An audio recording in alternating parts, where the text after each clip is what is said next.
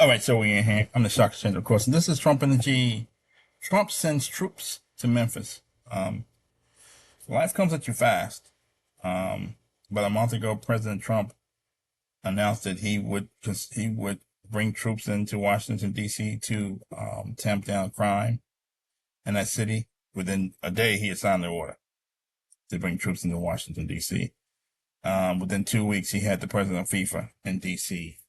Discussing plans for bringing um, the FIFA World Cup to the United States, and their first meeting is going to be in December, where they plan on laying out the operations throughout the country and throughout the other two countries, Canada and Mexico, and decide the draws for the World Cup. It's big business for the United States. It's going to be in 16 different cities.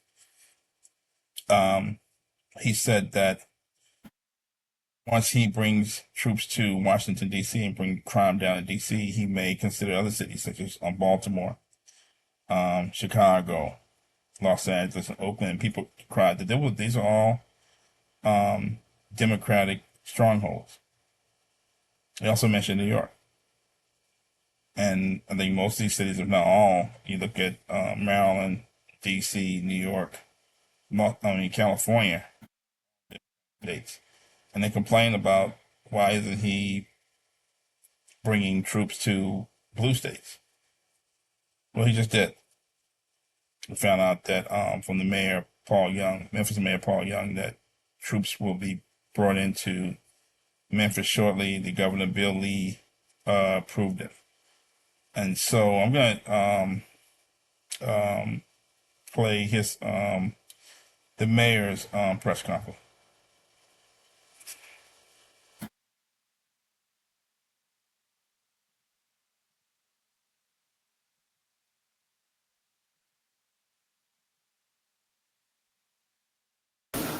This morning, we learned that the president and the governor are looking to bring federal resources to our city, which include the National Guard, which they have the authority to do.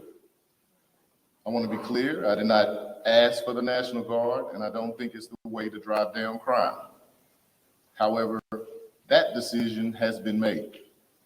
And as mayor of the city that I love, of Memphis, Tennessee, my commitment is to make sure that we work strategically to ensure that this happens in a way that truly benefits and strengthens our community.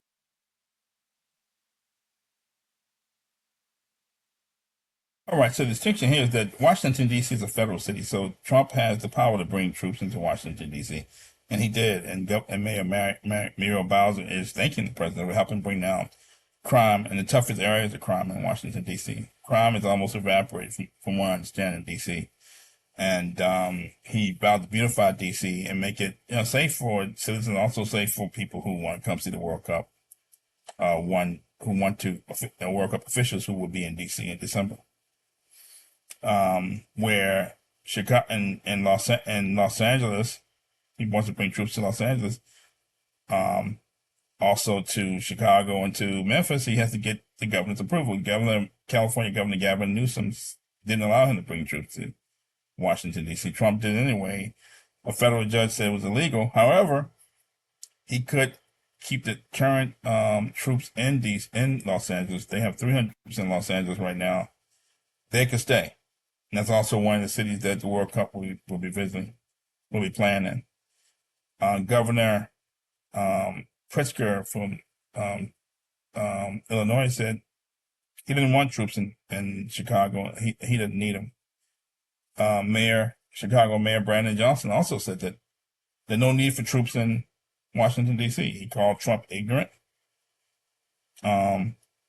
Other activists and pundits also said that Trump was targeting majority black cities with black mayors. He only targeted blue states.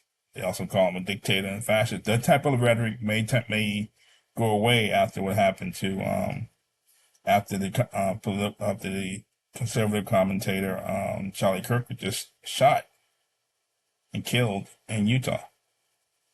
So a lot of this rhetoric, dictator, fascist, Hitler, that may go away now.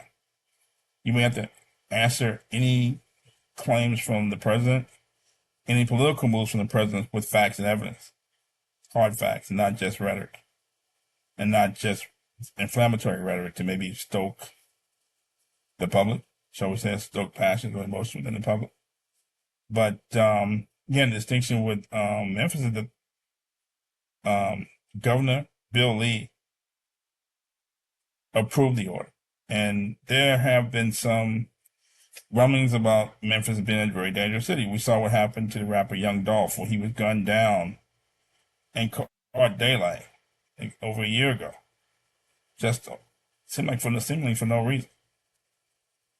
I don't think he even lived in Memphis. I think he came back in some signature car he drove, and people knew where he was, and maybe somebody dropped the location. He was gunned down cold blood over it.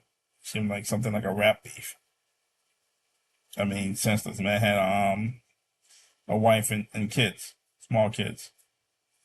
Some of the NBA ball players are rumbling about how dangerous Memphis is. They don't like going to Memphis because it's so dangerous. There's a NBA basketball team in Memphis. You can't have that. You can't have an NBA city that's considered so dangerous. The players are complaining about it. They don't want to go to Memphis. And somebody can go online with saying, maybe we should move the team to Nashville.